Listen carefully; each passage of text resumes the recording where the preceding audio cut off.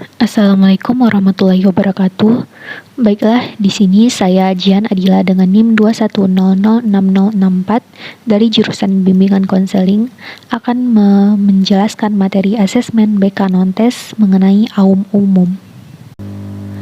AUM atau yang dikenal juga dengan alat ungkap masalah merupakan salah satu instrumen non-tes bimbingan dan konseling sebagai alat dalam melakukan studi kebutuhan atau need assessment.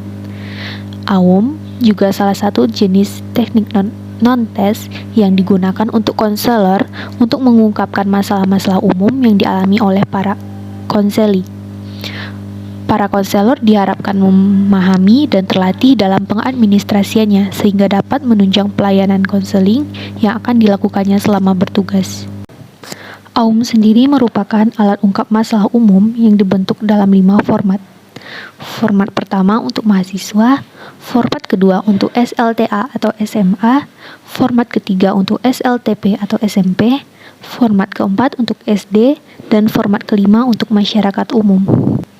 Selanjutnya kita masuk kepada tujuan dan penggunaan AUM. Alat ungkap masalah umum digunakan untuk mengungkap permasalahan-permasalahan umum yang dialami oleh siswa di sekolah dalam kegiatan belajar.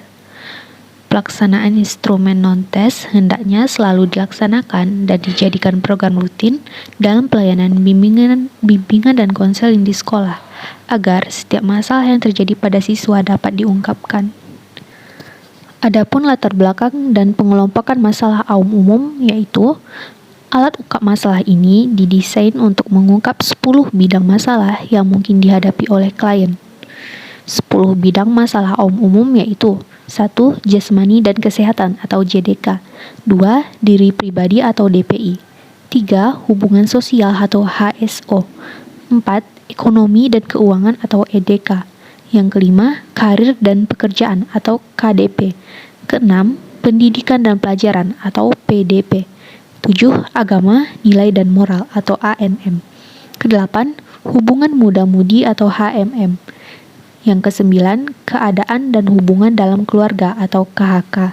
Dan yang ke-10, waktu senggang atau WSG.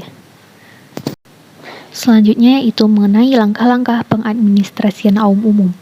Adapun langkah-langkahnya, yang pertama yaitu tahap perencanaan, di mana pada tahap ini yang perlu dilakukan yaitu 1. Menetapkan waktu, sasaran, dan jumlah peserta didik yang akan mendapat layanan asesmen. Kedua, menyiapkan buku AUM umum sesuai jumlah peserta didik yang akan diselidiki. Dan yang terakhir, menyiapkan lembar jawaban AUM umum sesuai jumlah peserta didik, menyiapkan ruang dengan situasi tenang dan pencahayaan yang baik serta kursi yang nyaman.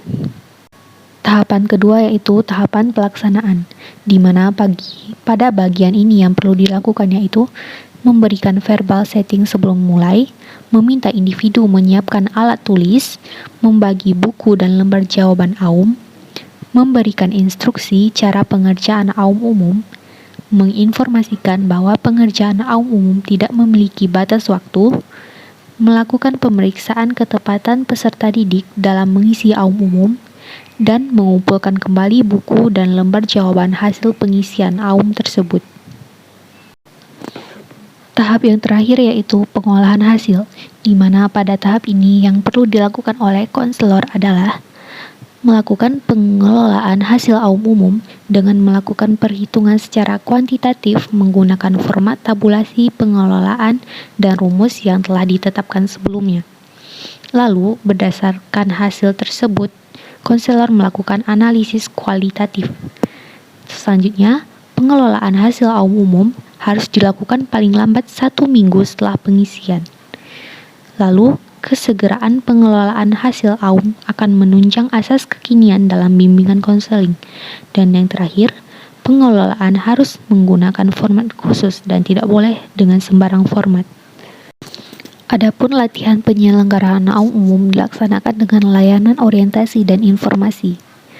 Informasi umum bertujuan untuk yang pertama, agar siswa memiliki wawasan dan kesadaran tentang mutu kegiatan belajar serta berbagai masalah belajar yang mereka alami.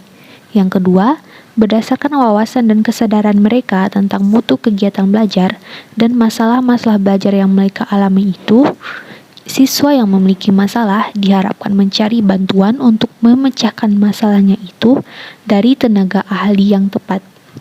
Dan yang terakhir, konselor akan memberikan waktu dan kesempatan seluas-luasnya untuk menerima dan membantu para siswa yang memiliki masalah tersebut agar masalah mereka dapat selesai.